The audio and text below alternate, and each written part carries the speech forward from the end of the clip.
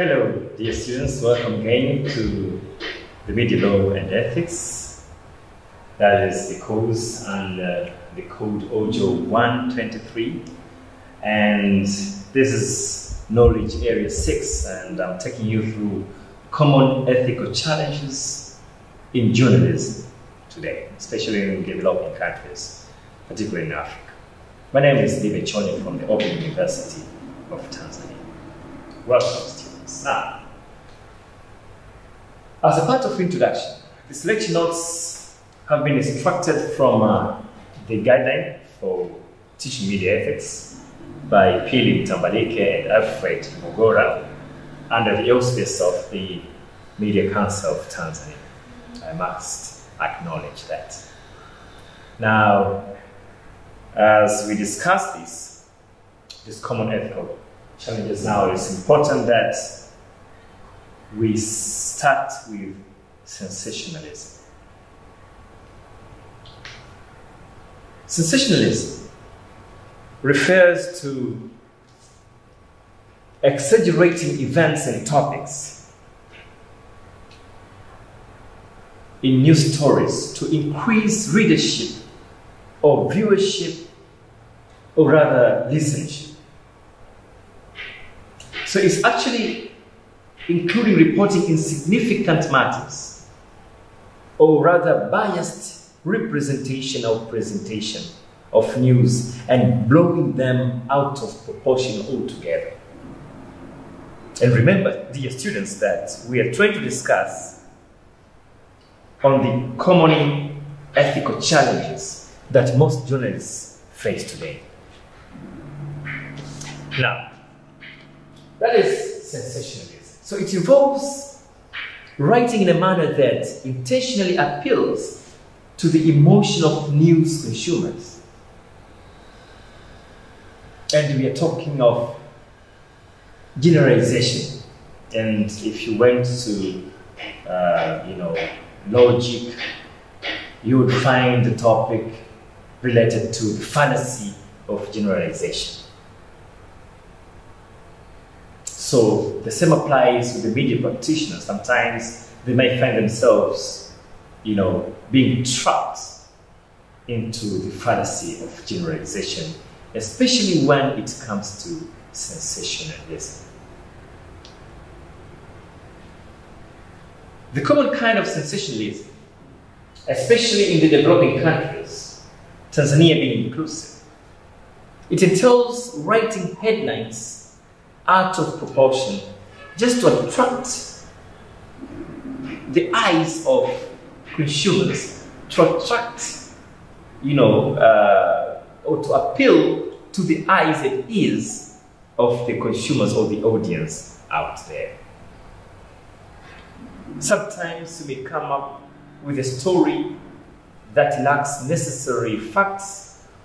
You just exaggerate, the facts.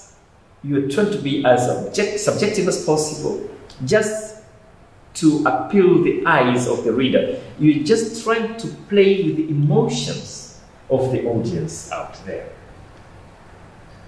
So you find that most often the headlines would not correspond to the content in the news story. And that is the headlines sitting on a more or less different text altogether.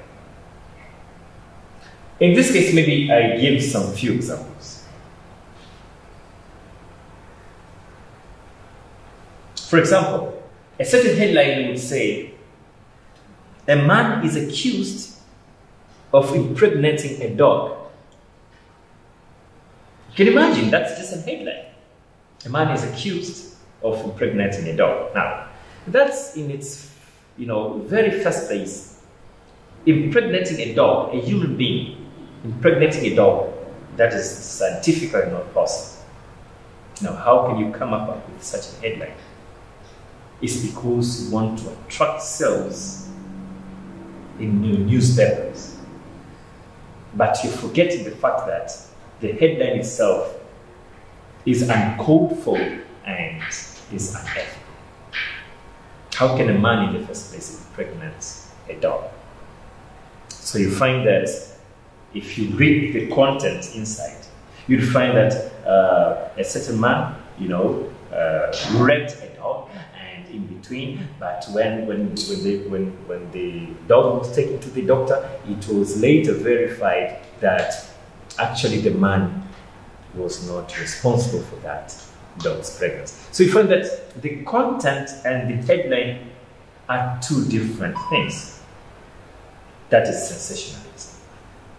Or another example could be another, headline which says, "A president is in coma." And then the headline ends there. Now, that would attract the eyes of readers, and you would find that most, consumers or most readers would now, go into their pockets, buying the newspapers, in a massive, amount. Now, but now if you go inside, after the newspaper has been bought by many people, and mind you that the intention was to attract sales, if you go inside the text, you'd find that the president that they were referring to actually is just a mere president for a certain NGO, which is not even known to the public. That is sensationalism.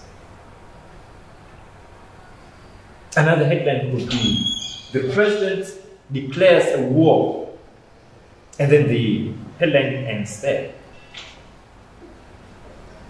President declares a war. So people will be anxious to know which war is being referred to.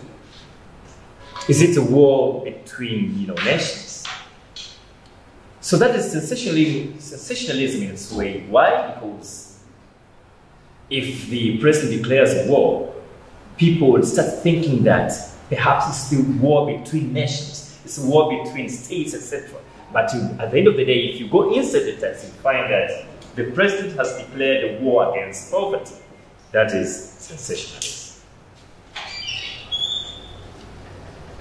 Dear students, I hope you now understand what sensationalism is. And these are some of the common ethical problems that most journalists face in the day-to-day activities. Another kind of sensationalism, as an example, for example, if you're a certain journalist and you want to interview a Catholic bishop in this matter, for example, and you're interviewing this Catholic bishop regarding the human rights in the country. So you'll be there just holding microphone to this bishop and says, "Okay, fine, Your Excellency Bishop, what's your view as with regard to the position of human rights in the country?"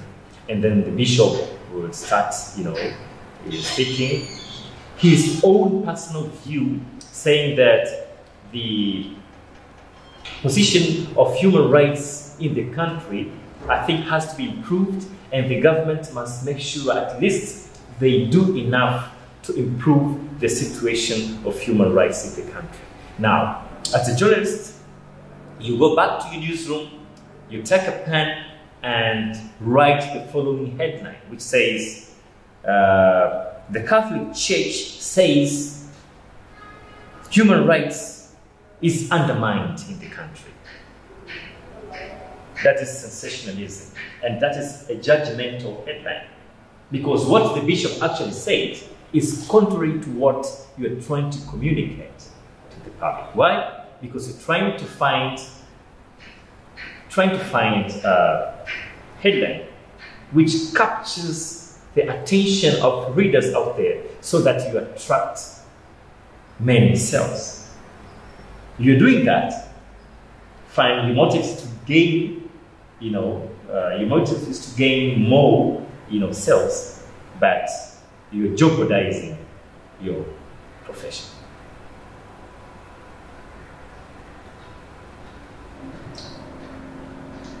So, however, sensationalism does not mean refraining from being innovative. We are saying journalists should always be innovative. That's very fine, but don't be sensational. But that does not, refrain you as a journalist from being innovative somehow. For example, if a minister who was accused of abusing his power tendered his resignation later while crying. Now here is a journalist says, indeed writing that the accused minister steps down. That would be the headline. Fine. The accused minister steps down. But on the other hand, if you say the accused minister steps down, that shows lack of innovation on the part of that headline itself. On the other hand, it's not unethical to write, the minister tenders his resignation letter in tears. It's not sensationalism to accurately report the emotion involved in a story, to reveal the exact magnitude of the event. Now, here is the minister who tenders his resignation letter before the members of parliament while crying, dropping tears. It's not enough just to say the minister resigns. No. You have to communicate the emotions that was involved when the minister tendered his resignation letter. That is not being unethical. It's just showing part of innovation as a journalist.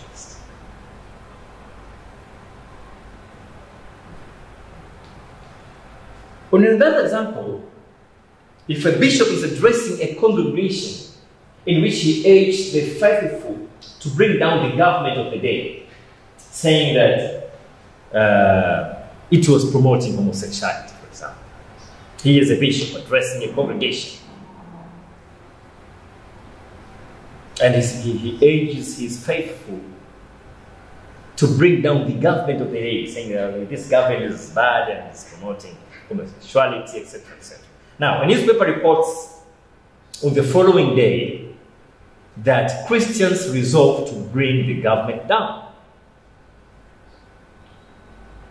What's wrong in this story? Christians resolved to bring the government down.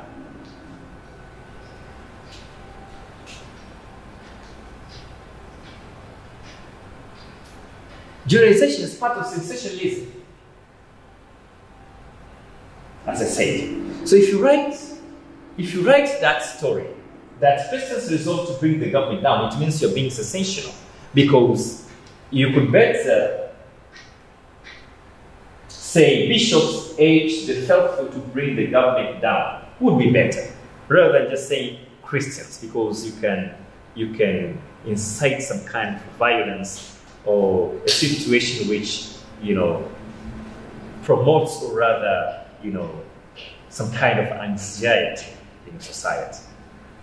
So try to avoid all phrases that you think could, undermine some religious, or they can undermine a certain group in a society. That should be avoided as a journalist.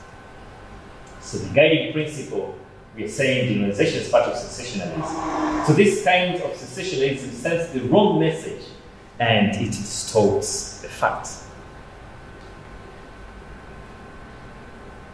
So let us look into another common ethical challenges that journalists face in their daily activities. We are looking at fanatism. Fanatism refers to excessive zeal, passion about something, liking something too much. You are too much inclined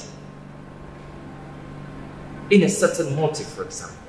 You are too much inclined in a certain situation. It includes believing in something without even questioning. Fanatism manifests itself in terms of supporting a religious cause, for example, specific political groups. Could be a very, keen support of a certain tribe, customs, traditions, values, etc., etc. That is being fanatic, fanatism. That is not allowed in journalism, because your stance, your position as a journalist is to be neutral, just to report fairly and balanced, news coverage to the public with whom you're serving. Avoid being fanatic.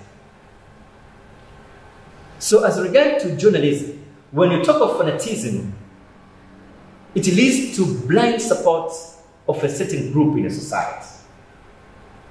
Because you belong to a society, you might be inclined to a certain religious group, for example, or you must be inclined or affiliated to a certain political party, and yet you ignore the other parties around. That is not being fair, and that is being fanatic, because this can affect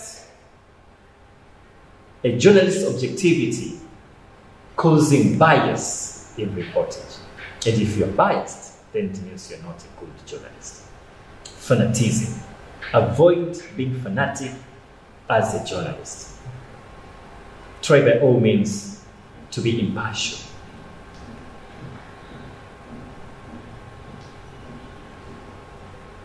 For example, in a situation where there is a fight between pastoralists and agriculturists. Now, if you're siding on the part of pastoralists, then it means you will not be fair to the other part. If you're a fanatic follower to, agriculturists, it means you're not being fair to the other party, and which means that your coverage will not be fair enough to the other party which is involved. So a fanatic journalist will write a story in such a way to paint a positive picture of a denomination he professes, and let alone other denominations, that is not, in favor of him.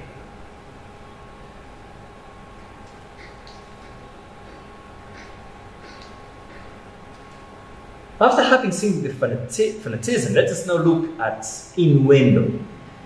Innuendo is an indirect remark about somebody or something, usually of a derogatory nature.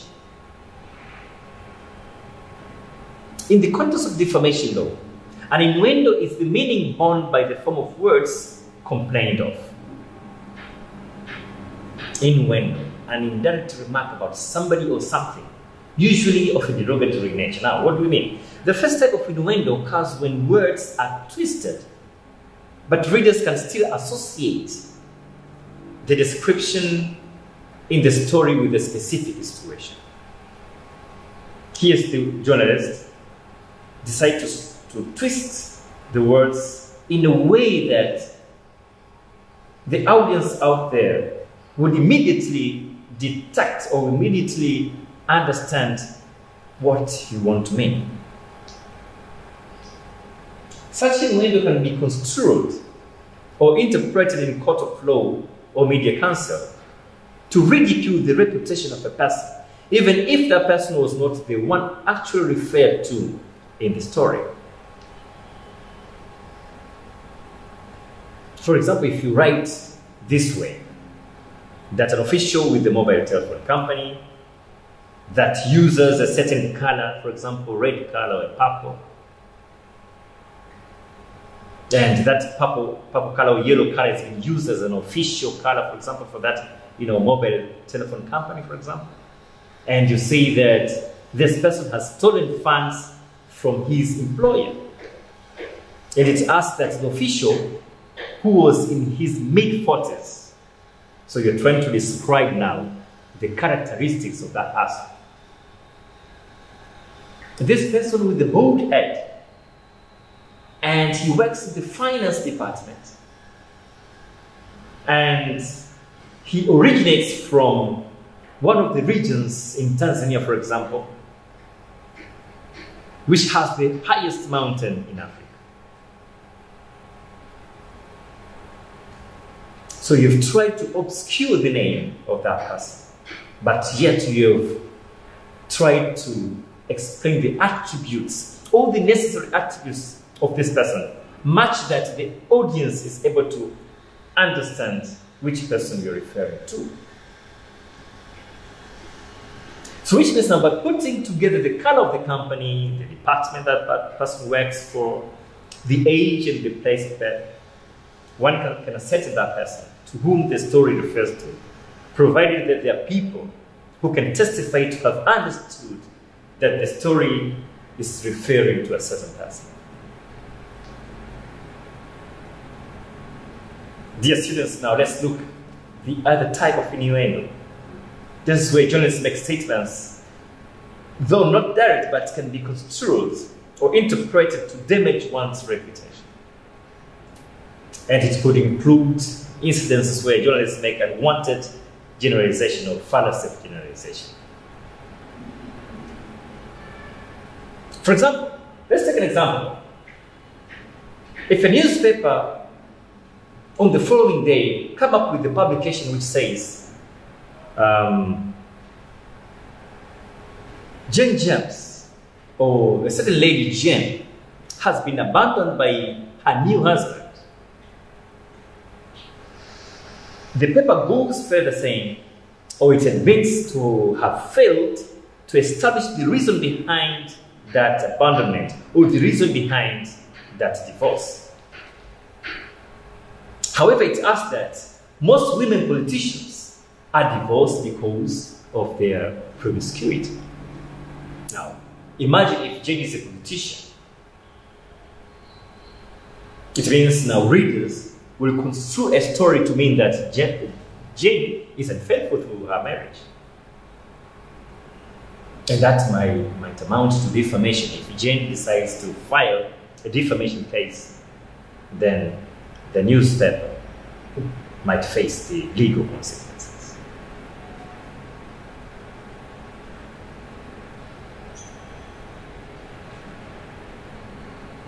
So, let's look at another ethical challenge, that is juxtaposition. In this case, juxtaposition, a statement in a story might be quite innocent, but can become defamatory as a result of the material that is placed next to. For example, imagine a situation where a television, station portrays a video clip about a bank robbery in a certain town. But now, in the course of that video clip, talking about the bank robbery that happened early this morning, there are people standing in a queue just in need of the bank service. Now imagine you're running a clip talking about the bank robbery that happened early today, but at the same time, the video clip is showing, the customers at the bank is queuing to, access a certain service, a bank service, for example. Or maybe they need to do a certain kind of transactions. Now, the individuals who are rather identified on that screen could be very well sue the media on the basis that the station has implied that they are robbers. So we are saying that we as journalists should work with a caution that always check what is in the background as well as in the foreground, especially when it comes to video, clips or video reporting with the television reporting. Let's look into another ethical challenge, and that is stereotyping. When we talk of stereotyping, these are qualities assigned to groups of people as related to their race. It could be nationality, sexual orientation, status, etc., etc. For example, a reporter writes, a resident of Temeke in Dar es Salaam, for example, Abbas yesterday beat up his wife into unconsciousness. And the paper goes on to say, although Mganga originates from Tanga in Tanzania, but people have baptized him as Mkuria in reference to a tribe in Tanzania whose men normally beat their wives. Now, the question here is that it's not always the case, and that is the fallacy of generalization to refer all Kuria men as notorious, as being notorious with their wives. That would not be true at all.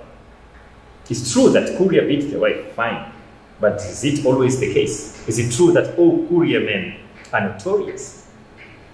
That is a fallacy of generalization.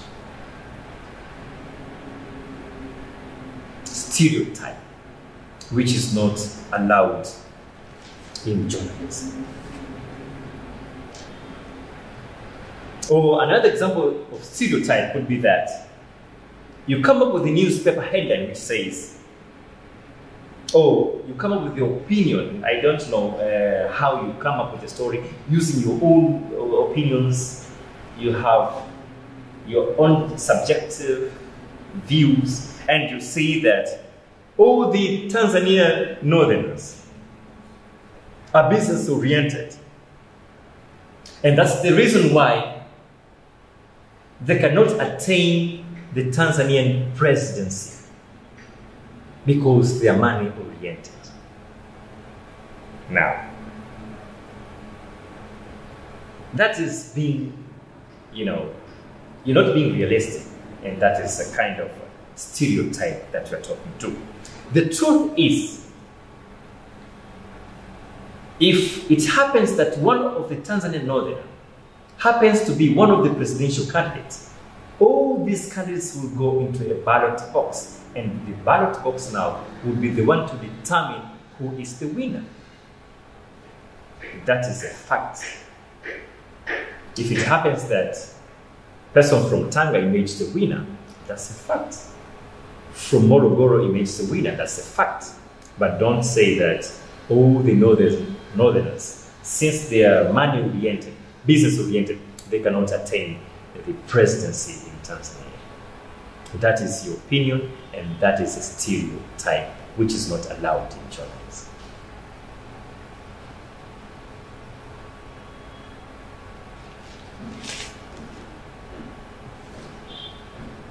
Therefore, we are saying that a fact is something that actually exists. It is the reality. A fact is the truth of the statement. And that truth can be always verified. Now, we want to see another ethical challenge, and that is mixing facts with opinion. Mixing facts with opinion. We find that most of the journalists today face this problem where in the news coverage, they tend to mix facts with their opinions. And we are saying that once you cover a news story, make sure that your story is being supported with evidence, facts, data if possible. And don't impose your own subjective minds and then publish the story to the audience. Let the audience weigh and see for themselves after you have presented the well-balanced facts. So I find that most journalists find themselves mixing facts and opinions by using language that changes the meaning of the words they're using. And that's being judgmental, because you're driving somebody into mixing facts and opinion. For example,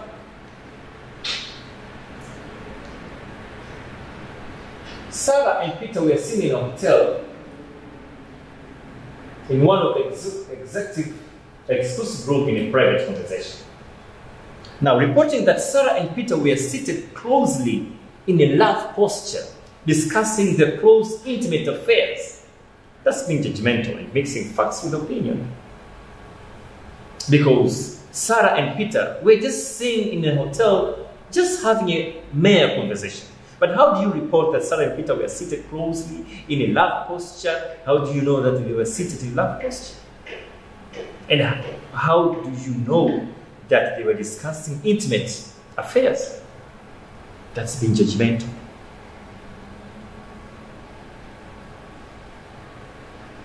It's always advisable to let the reader distinguish facts from opinion.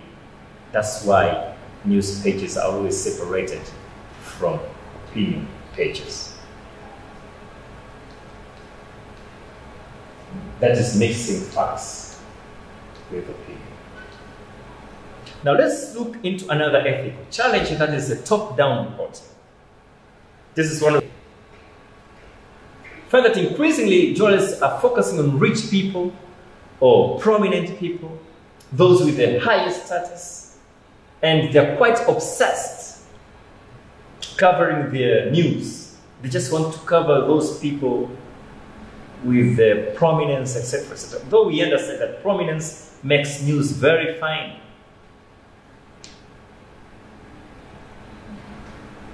But we have to be very careful when doing this kind of thing. You find that most of the statements made by these leaders are taken as a whole truth, and efforts are not even made to verify or balance their stories. They tend to assume that whatever that is being said from above, from the high authorities, is true, while in some cases, it's not always the case.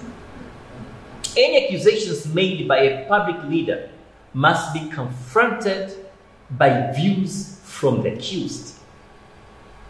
That's a very important rule. You cannot assume that since this accusation has been said by a certain, leader, a renowned leader, somebody who is being trusted by the community, and you assume that whatever that he or she says is true, you are wrong as a journalist. Your role is to ensure that you go to the other part and get the clarification of what has been said on part A, for example. Try to balance. If you get the accusation, go to the accused and hear what he or she says.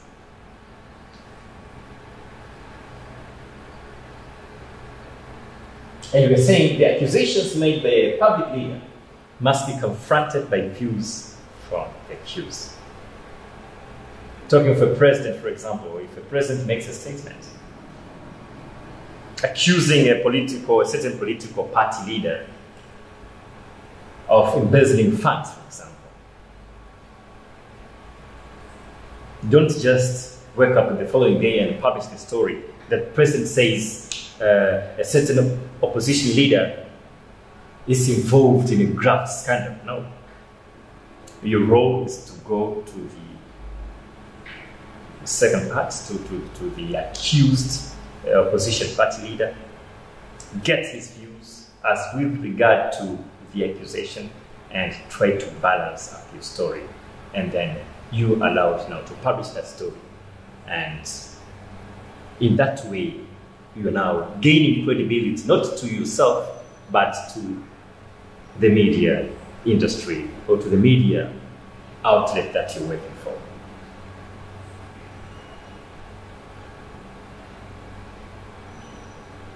Dear students, having said that, I'm concluding by saying that journalists now should therefore try by all means to minimize these common ethical problems in the day-to-day endeavors. And why am I saying that they should minimize? It's because we want to maintain the credibility and integrity of the radio stations, of the television stations, of the print media that we're working to. It could be even the integrity of the social media, for example, that we're working to. So all the media organs must abide and comply to ethical standards. So we should try to refrain from all these common ethical challenges that we normally face. And that's why we are trying to elaborate these ethical challenges so that students out there who are future, journalists are able to understand these ethical challenges and how better to overcome them. Dear students, after having said that, now I want you to engage in a class activity whereby I'm asking you now to pick at least 3 English newspapers of your choice and then try to identify the above discussed ethical problems, if any, and then suggest the best way possible to overcome them. On that note, I take this opportunity to thank you, students, for your attentive listening. And till next time, I say bye-bye. Thank you.